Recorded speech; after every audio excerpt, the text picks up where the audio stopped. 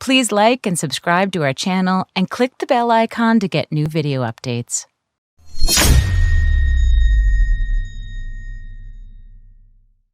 This evening, join Andrew Mwenda, Keith Muhakanizi, and Yona Kanyomozi on Uganda's debt addiction. Hard-hitting opinions from people who matter, and you can contribute. Call 933 toll-free or send your SMS to 071 962 448. Yes, economics is always discussed, and also the only show that always begins on time in Uganda. And with us this evening, as you've heard, Keith Muhakanizi.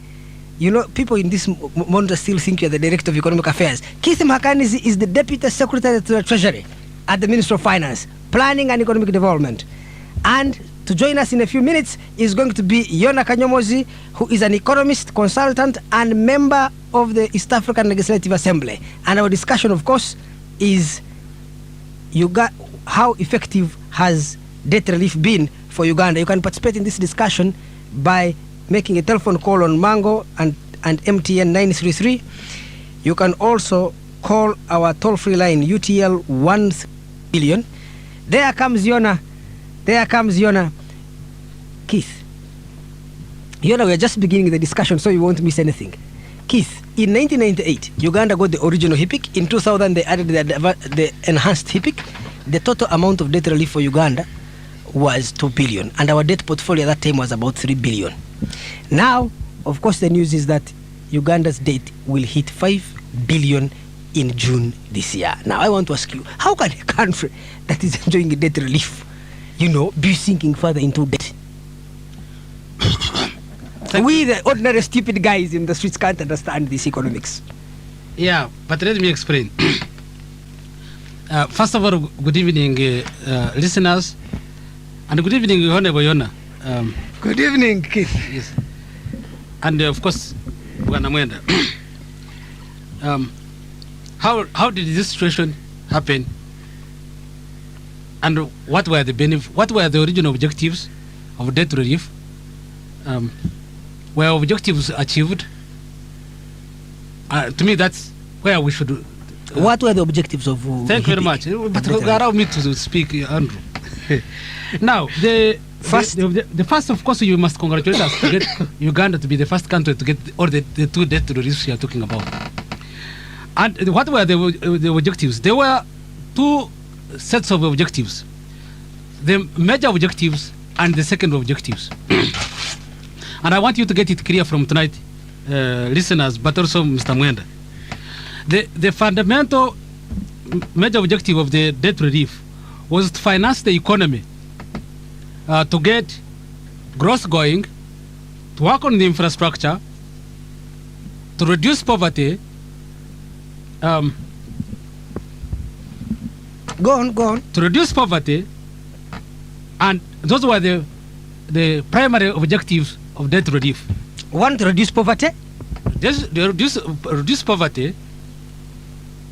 Two, get growth growing, and spend on infrastructure and social sectors. The second objectives, or the minor objectives, was debt sustainability, which Mwenda thinks was the major objective. And there will come that one. So the question comes to me, the first question answer which you should ask me is, did you achieve the objectives? My answer to this is that yes, we sustained growth, which was objective number one. Yes, we reduced poverty in spite of the dent of from 35 to 38. That's what we call a short-term dent on poverty reduction. On a long-run basis, poverty is in incredible decline. It declined from 1992, which was 56%, 38% where it is now. I mean, in 2003. We suspect the new numbers that will emerge. I don't know, but maybe it will come down. But we have to see that one. So on the long-term basis, we reduced poverty. But there was a short dent around 2003, upward. I see Yona is itching. Listen, let me finish. Did we build on social, to spend, most of the money was to spend on the social sectors, in what we call human index. Did we build schools? Did we achieve the objective of UPE? My answer is yes. We built schools, we financed UPE and UPCE so far with core issues which people talk about is highly successful, I think. We increased water supply, and today the people, while a number of years were so low, today the people covered with what we call safe water is about 60%. Most of the money which we have been borrowing, later on I will come to that one. Did we work on the roads? Yes, we worked on the rural roads. And these were the primary objectives. But the second objective of debt sustainability was not achieved. Mark my language. Secondary, not major. And why was it not achieved? One, I think 3 reasons. One is that Uganda has suffered, among all the other countries that got to debt relief, the worst terms of reference, terms of trade, which is the price, our world prices taken together of all the commodities that we export has been the worst.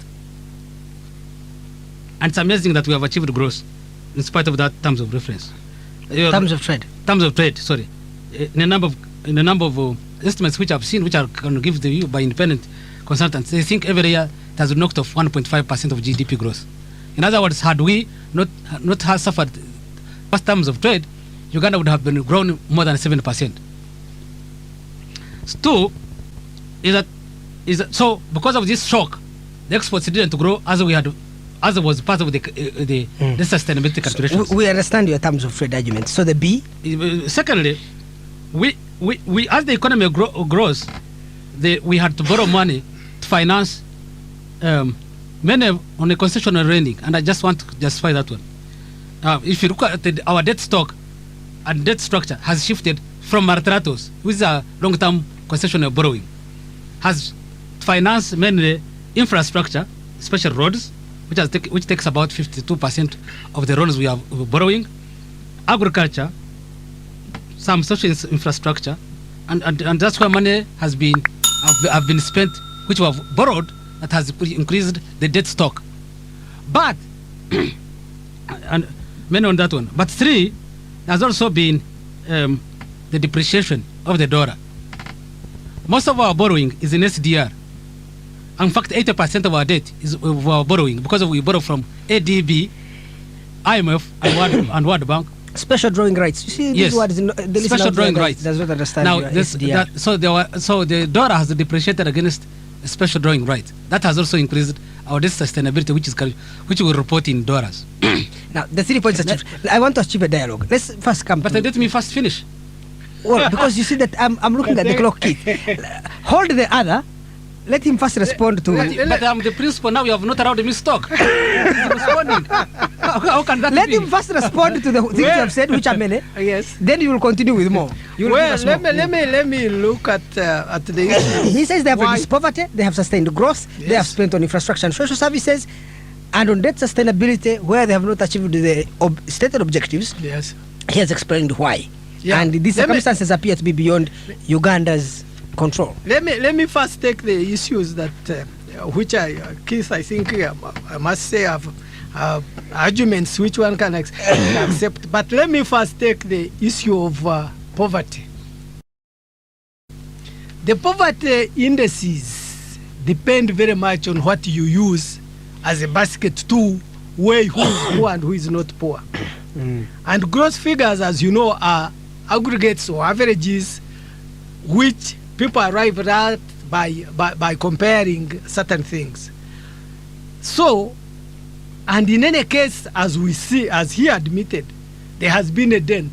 In fact, the initial growth or reduction in poverty may have just been an initial input, but the decline now in the medium and long term, the decline has now started setting in. He's saying it is simply a short-term dent. No, but the long-term projection hopefully. That's but I'm saying possible I should ask Keith this question. You see, Uganda got the... But I haven't finished explaining. On infrastructure, really, how much of infrastructure have they done? I know that ministers want to drive in Land Cruisers because the roads are very bad. The roads are very bad, Keith, on infrastructure. The Prime Minister is saying the infrastructure is so bad that it is necessary to spend helicopters. 7 billion And the cynics have even suggested that instead of that, we should buy ministers helicopters, because of the state of the roads. 3, on social infrastructure, on education and other things, he said they built schools. They came and destroyed first the schools which were there. You know, when there was this vogue of rationalization of education, they destroyed them.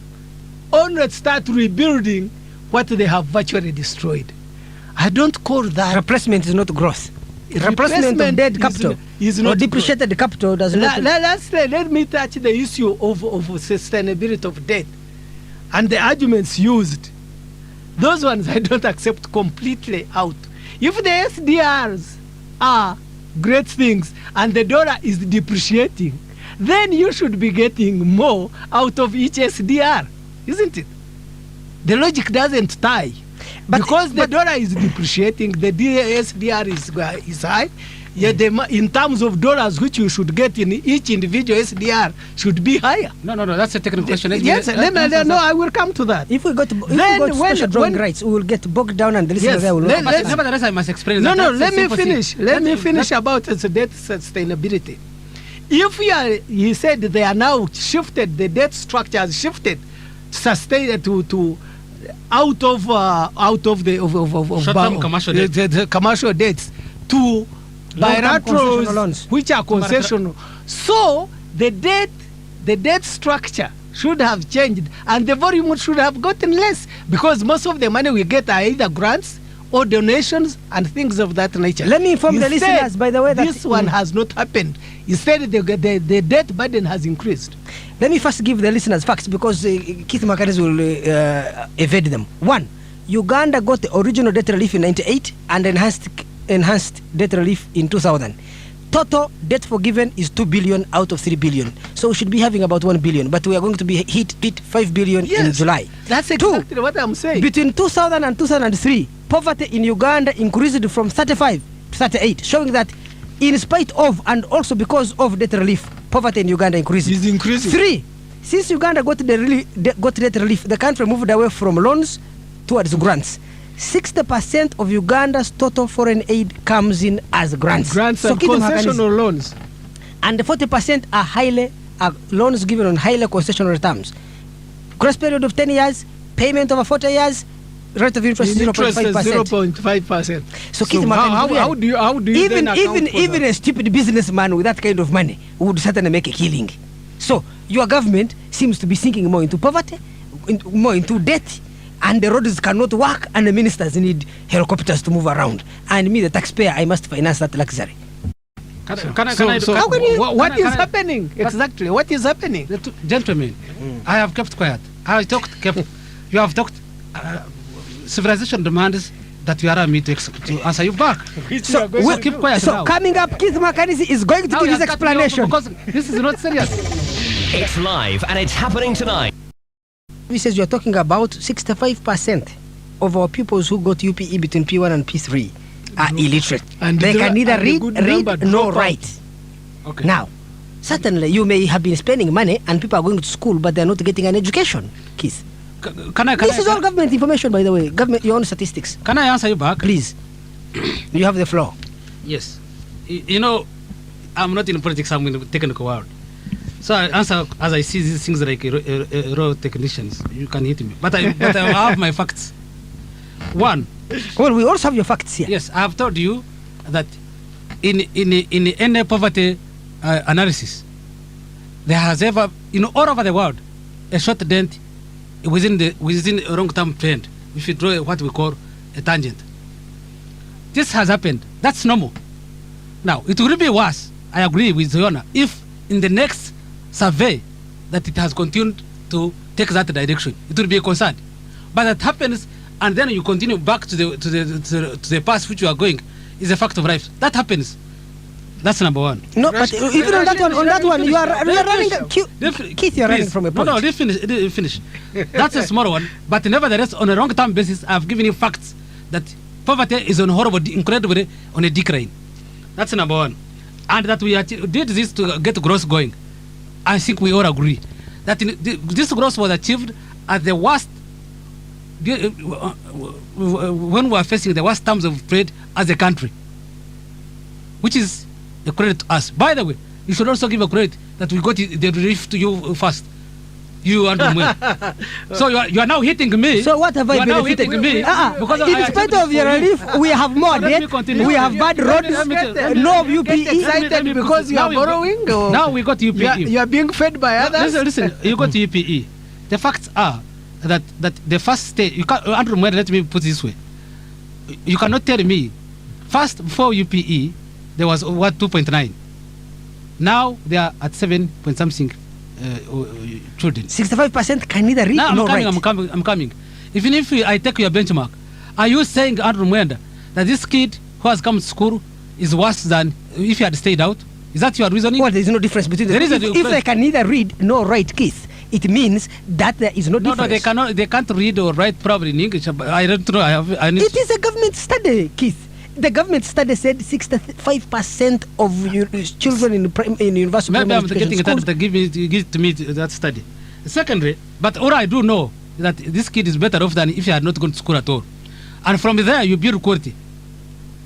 That's number one. Better off in terms of what? They can neither read nor write. Okay, they make new friends. So that is a improved social living. Socialization. In terms of socialization, they yes, are I agree. better off. They are better off. No, Yes. you know, Andrew, I will tell you one story, which I've told you many times, that research has found. Even if you didn't write or read, and you became a Moroccan, your world changed overnight. It's like even association. Yeah. What changed was only association. That kid is better off than if he had not that's come why to school. I do agree But with you. let me come to you. Socialization does improve on people's attitudes and interaction, etc. Exactly. Yeah. But do you think, Yona, that is a good return? No, not On for Uganda's the better money. but It's not for the money assumedly invested in that venture, and not for the trumpet that we blow about it when it's at 65%. I mean, that's a total failure rate. It's more than 50%.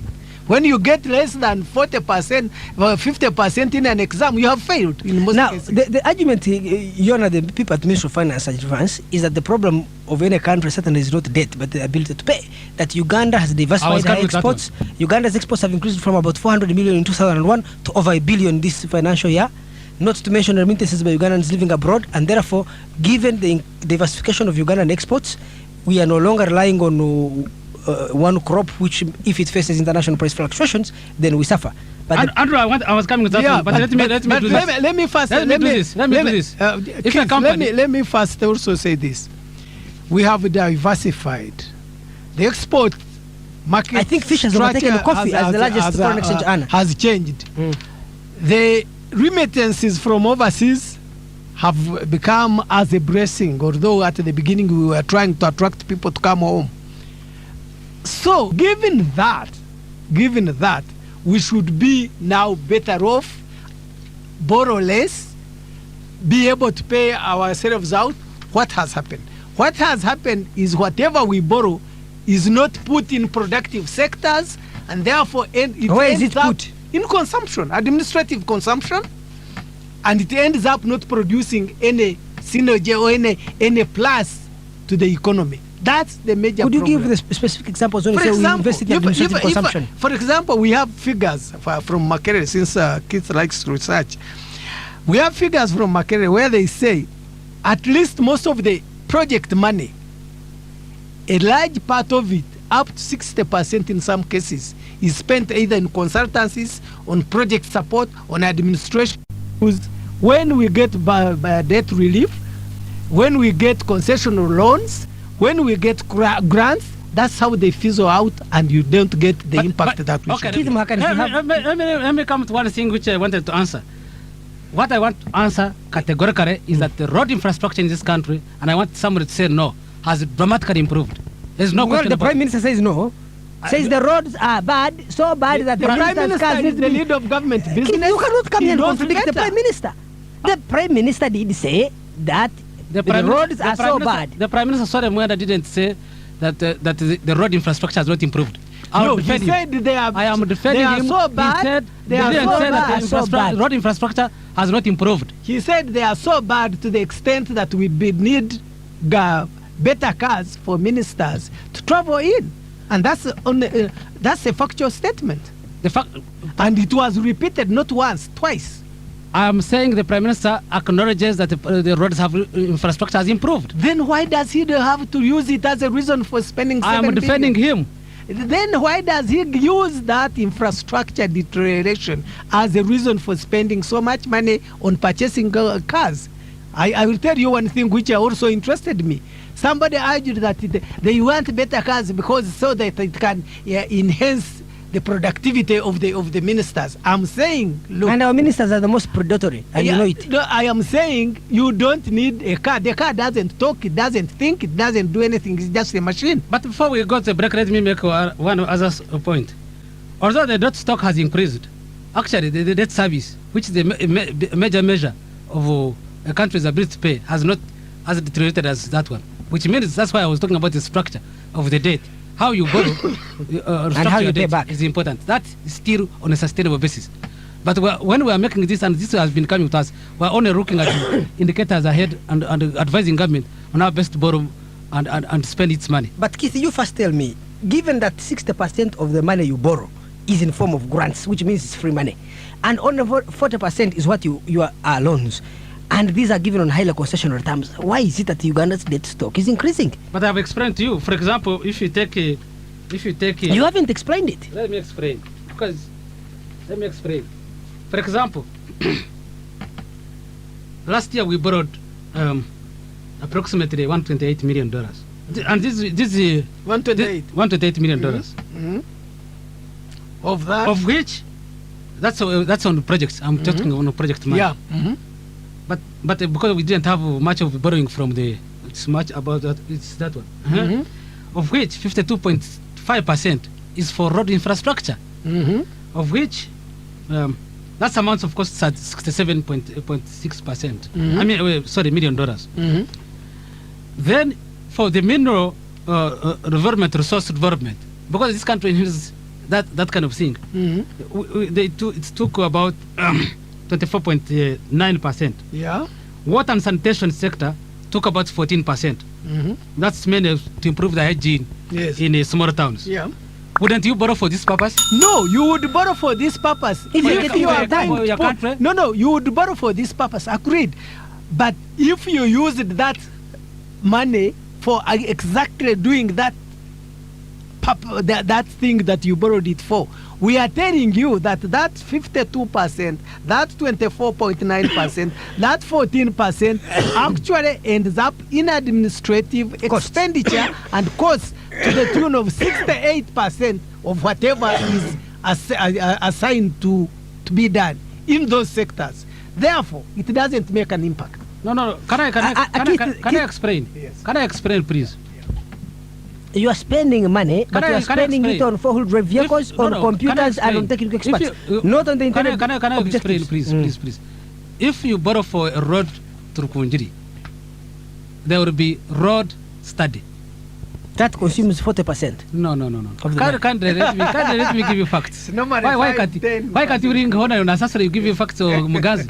If you think I'm lying. No, they would be a study. There will be a study. But Keith, you know the figures about project aid in this country. Give them to you. There will be you know the figures of project aid, don't you? No, wait. But tell the truth. Are you aware of that 68% of total project aid? But I was coming. I'm also telling you as a development. But that's why I was demanding civilization to come. As soon as I start, both of you. No. I don't make my point. No. I do agree. Coming up on 933 KFM, gentlemen. Yeah. Coming up on 933 KFM, we shall be taking your telephone calls on Mango and MTN 933 UTL landline toll free 133.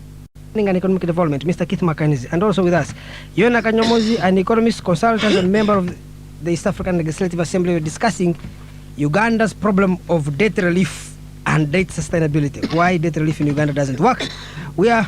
Our telephones are right now open. We have Moses Biarhanga, President William Museveni's political assistant. Moses. Thank you, Andrew. Now, yesterday, I was in Kabarole, and I went there. I was surprised and was. You were in that great kingdom, Yes, but you didn't ask permission from the princess of that kingdom before you went. not for you. I'm copy. Now, You know, next time in Biarhanga, you go to Fort Moses, you go to Fort Porto, they will stone you for saying that. now, see, where I got the updates. See, for this day, I was also in Masini the other day, last week when the president was in Europe. Now, for once, you hear a district chairman, district leaders coming out in the memorandum to say, Mr. President, we stand at the government for provision of water, for road, for schools, and so forth. They used to tell Idi Amin the same thing. Wait, I've been, he was working with the president for over 10 years. I remember in the 92, 93, when we used to tour the country, that it will be, the demands were the opposite. They were saying, we don't have water, we don't have a road, we don't have telephone, we don't have this. Now they're saying, we have all those. I've noticed it for over a period of 10 years. Now, to come to, so if anybody was doing research, that is a point of starting point. Over the period of 10 years, people who are saying want water, want this, they are now saying we have them. In fact, in Fort Porto, in Kabarole district, access to clean water is 92.5%. Thank you, Moses. Now, when you go to when Don't now forget come it is schools, for election instance, period. you come schools. No, by 86 was 10. The whole country average was less than 2%. But now in Kabarole alone, it's 95.2%. Of what? Access to rural clean water. And for you, Andrew, you don't know things in Kabarole, you know things in Washington. Now, Moses, now, I'm going to sue you for defamation. Well, now the other day we were talking about UPE, Andrew. I remember in '97 when we started UPE, our monitor had a very critical opinion saying this is going to fail, where these children are going to go to class, where we get the teachers, blah, blah, blah, blah. In 2004, when the first UPE results came out from UPE, there was a headline in the monitor, and I don't forget it, that where will the 400,000 pupils go? Now, the story had done from will it succeed, it was from where will they go. If 65% of those were couldn't read and write, the story would have been different, Andrew. Moses. But for people who start UPE and now monitor are saying, these people have passed, where are they going? So that doesn't tally with your argument that 65% of them can't read. Thanks. Moses, thank you very much for calling us. But Lastly, Andrew, when we started UPE, Mr. Yona Kanyomozi said it was just replacing a classroom. That's not true. When we started UPE, we had 28,000 classrooms in Uganda. We now have 70,000 classrooms in Uganda. Yeah, it was because you destroyed. Thank you very much, those Moses, for which those were there before. That's not a question of replacement. Yeah, no, you destroyed. I said you destroyed them. And replace them with 70. You destroyed some of them. You know how many schools were closed. okay, gentlemen, let's come back to the studio for the debate. Keith, a study done by the National Assessment of Progress in Education under the Uganda National Examinations Board discovered that the numeracy level in primary 6 pupils has slipped from 41.5% in 1999 to 20.5% in 2003. Yes, but let me... This, and the Minister of Education, Honorable Keith Muhakanizi, described these statistics as disturbing. Yes, but let me... This is fact, not fiction. From government. Fact. But listen to this. Fact. Fact, okay. Yes. That's that's what you are saying. But let me do this. I have urged strongly, from research point of view, not research, each one of us know, that huge number of children were out of school. Now, even if the quality may have gone down, which is possible, of P6, the number of children, these children hitting P6 are much better off, the huge number, than if otherwise if they are not entered school at all. No, you have already qualified that. But also let me come to you have already qualified that with the example of Obote, and we all did agree that socialization is good, is better than nothing. Let me come to this. Of course, 20% of 7 something million is bigger than 40% of 2 million. No, this is between 99 when UP was already in full swing to 2005. But let me continue. What I was arguing. Actually, 2003, I must add. But that's a phenomenon that takes place when huge numbers come in. That's phenomenon. Yeah, because the planning was faulty. Nobody disputes that UP is useful, it should be encouraged, but if the planning is faulty, then you get faulty results. But let me All we are saying is that the planning of it was faulty. It could have been thought out first and implemented. There is no question. Gentlemen, I have Angela. No, wait, just wait. For purposes of the listeners, not these ones who are disturbing me here. Let me do this. Maybe let me inform you that debt relief, the benefit of it in terms of cash for 1994-95 was equal to 86.9 million. 86.9 million, which we have used to build those schools and the water which Biaranga was talking about. 3/4 of which now are collapsing even before people I'll give you the number. Yes. On that one. 2 is that in this financial year, we expect a debt relief cash equivalent to 95.5 million, which again is being used to finance a number of those benefits which people are getting. Yeah, we are but on the schools, there is a study which was done by independent studies which were done. And these 2 independent studies were like this. Before decentralization, earlier on, about 18% was, or to 20% was reaching the beneficiary being a student. 20? Today, yes. How much? About 20%. Mm-hmm. After decentralization and after us working and continuously improving the system, you know, I talk as a technocrat, not as a politician. Yes. It is now about 90% that reaches the beneficiary. In other words, we still have a problem with the 10%. But we are at 90% now. Don't forget this. Let me respond but a let bit. me give the statistics. No, besides the statistics. Keith has a pile of statistics in this studio. If he was given air, he cannot finish them for the next 2 weeks. Statistics apart, Mr. Moderator, Andrew, the statistics apart, we get the statistics. The money goes there. It builds schools and pit latrines which collapse immediately before they are finished. So what? Okay, you will say that the impact is there. The money has been spent. There is a structure. That structure will not last. Possibly the LC1 chairman who stole it built a house for himself. Yeah, people have been complaining that the infrastructure being built in those schools are at best dangerous to the pupils in those schools. And therefore, let me finish. Therefore, while in your statistics in the Ministry of Finance, you may have that the money was going to this decentralized organization. Everybody knows that where they go, the impact is next to zero, except creating danger of pit latrines falling down, classrooms collapsing, windows not being there. And that's also a thing you need to take into account. Maybe what we should be doing is to reassess how we apply those funds. Okay, let me respond. Let me respond. Before you respond, I have to inform our listeners. Wait. When you respond, he will also respond. When you respond, he will also respond. But we have Angela. She's asking, what are special drawing rights? I think, Angela, special drawing rights are a special currency used by the IMF for countries in their and World Bank in international trade. It's a kind of medium of exchange. It's a form of money. Anthony says energy is important. What is your take? They're asking you, Keith. Energy is important. What is your take on the story that the energy ministry is still spending extravagantly to run thermal energy in the Monitor today? Did you read the Monitor today? The battle between Saida Bomba and the Cheye?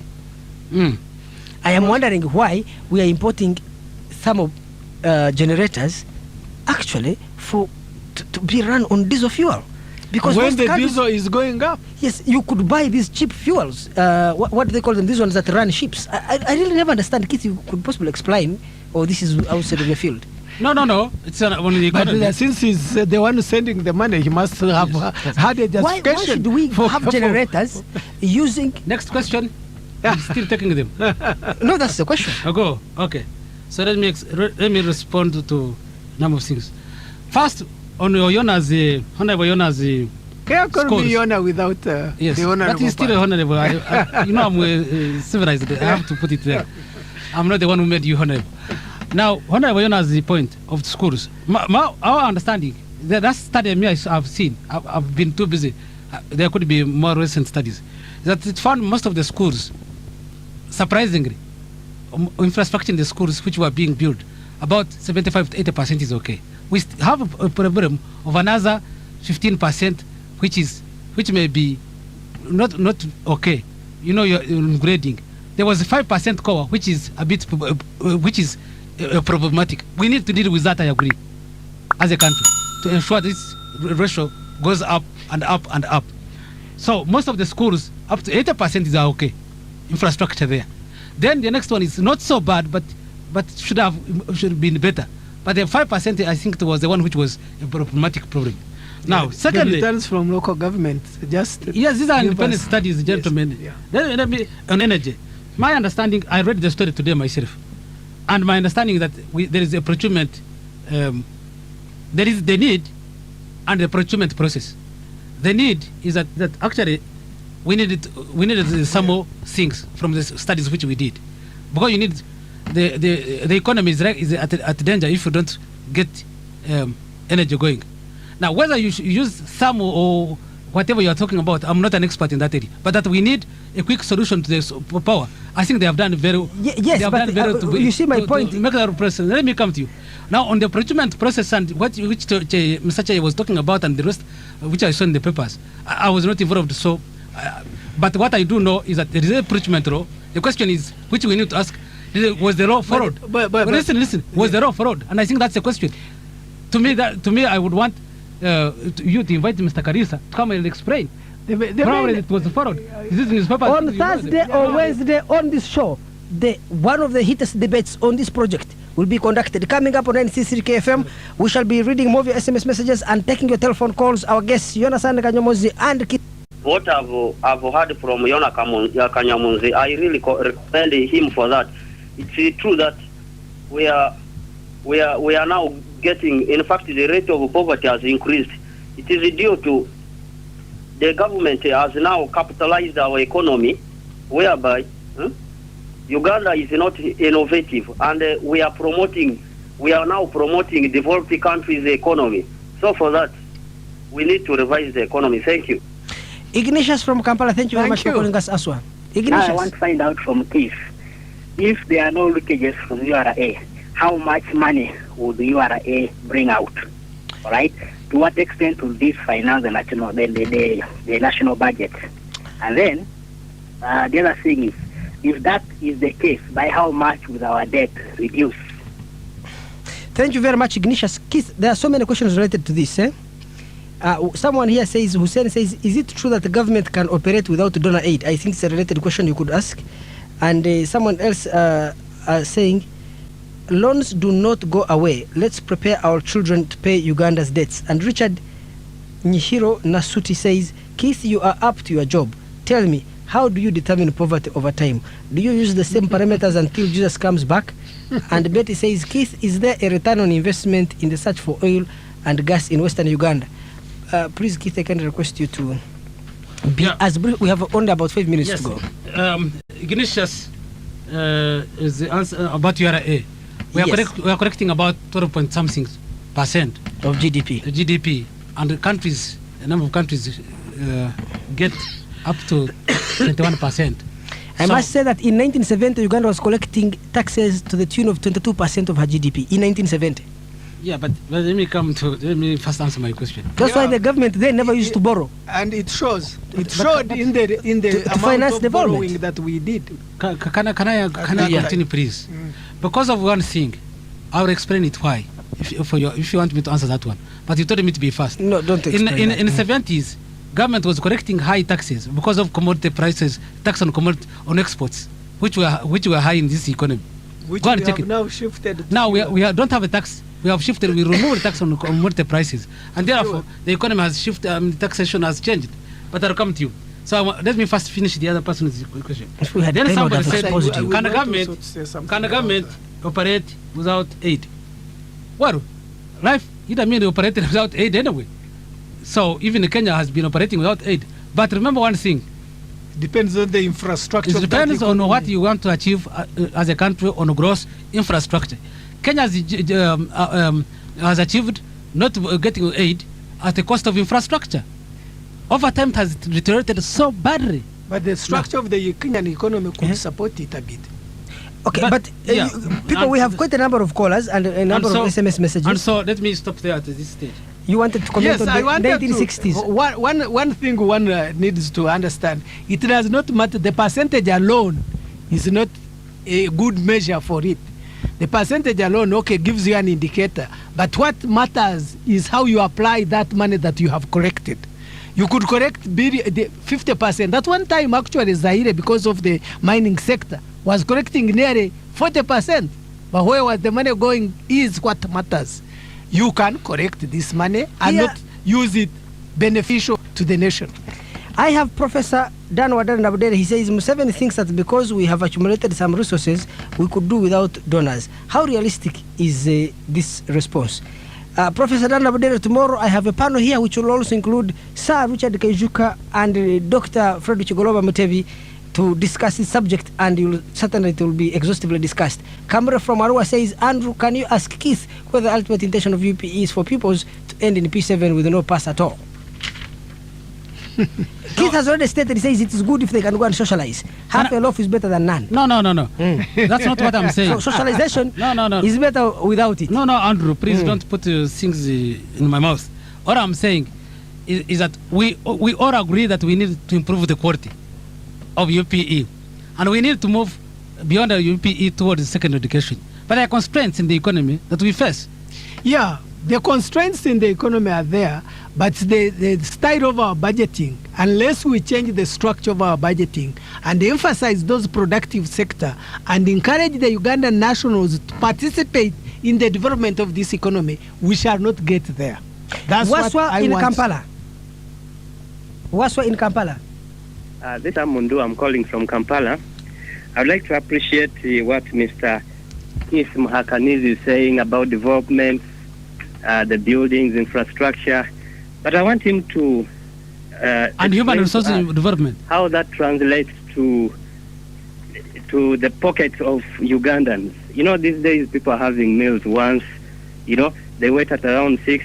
That's when they eat their meal, because there is nothing. They don't have money. They don't have what. So I want him to explain to us in terms of what is that development is trying to give figures and the rest to Ugandans. Let me answer that question. I think it's a good question. And I will compliment you. Yes. Ultimately, of course, it's not about growth. Ultimately, it's about human beings. First of all, I want to recommend that you have asked a good question, Mr. Waswa. Mm-hmm. Now, so what has happened to the human beings? And we measure our poverty in two categories. First is what we call income poverty, and there is also poverty from other angles, like when somebody is deprived of health, when somebody is deprived of children going to school, all these things. There is also an explanation. Powerlessness. So there are two types of poverty, my friend. Now, on income poverty, we have explained from research. Briefly, Keith. Yes, that poverty in the long term people has dramatically gone down. And I've given those numbers, my friend. Now, but I want to go back, combine it with the point. That poverty depends on how you do it, especially these aggregate numbers. Yes. We have produced, for information of Mr. Kanyomozi, Yona Kanyomozi, we have produced what we call map, poverty map of Uganda. We now give you, and I'm ready to give it tomorrow to Yona. Thank you. We now give poverty for every county and the trends of that poverty in that county.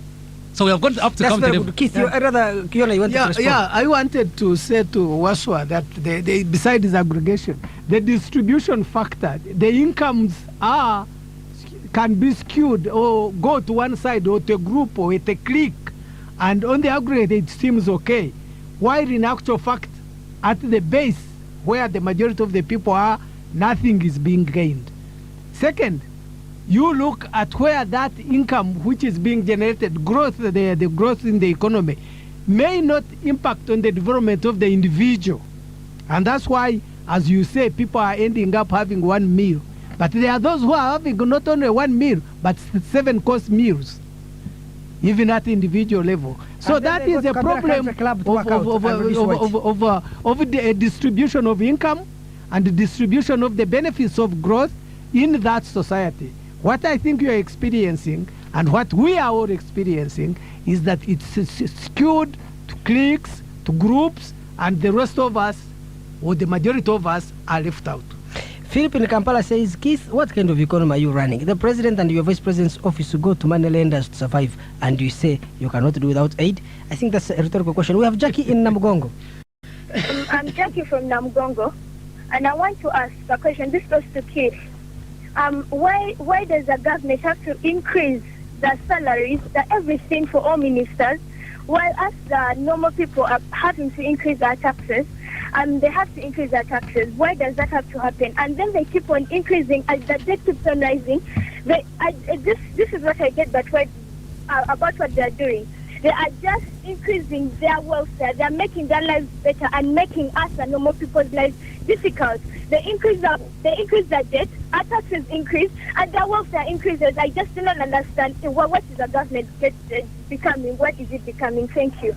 This young girl is brilliant. Jackie, you are very brilliant. We, the normal people, are paying the taxes, and you, the abnormal guys, you are producing. They are Christians. To those who have more will be added unto them. Jackie, let me do this. First of all, until the East African Cooperation, is it Customs Union? Yeah, Customs Union. Tax rates have not increased in this country, and we had the lowest, but they have been increased so that we cooperate with other African. There was always a surcharge on whatever you didn't charge. The facilities for the ministers, the cars, you want to improve their cars. Let me assure you that one, Jackie. But of course, it's true that employers of government, our salaries have been increasing, both in nominal and real. Oh, so it's true because they are coming from incredibly low levels, and they need to increase, by the way. But they have been increasing across the board, not only ministers. We are remaining with 2 minutes. Jack Kijampola in Kaliro. Yes, this is Jampola calling from Kaliro. My question is, if that might be done on buying motor vehicles for the ministers, why don't you return parties to the road construction and they use those vehicles to accomplish their deed? Thank you. Thank you very much, Kijampola. It's very simple. Why buy luxurious vehicles when you can do the roads? Do the roads. You're borrowing money on our behalf to build the roads, Keith. Yeah, but we have. That's what I said. I said we are building roads. What he's saying, he is actually saying, instead of putting that money, build more on the roads so that we can buy cheaper cars and reduce on our borrowing. And I think that's a fair statement. I have listened. That's what we should be doing. I have listened, but we are building the roads. But thank you very much, Keith, for listening. Now, as moderator, I want to conclude by saying that Ugandan ministers find it better to improve their personal comfort at public expense instead of improving the convenience of the public that pays the taxes, so that it can find it easier to move around the country and make more money and pay more taxes. Tonight with Andrew Mwenda Live, brought to you by Grand Bank, featuring Yona Kanyomozi and Keith Muhakanizi, comes to an end.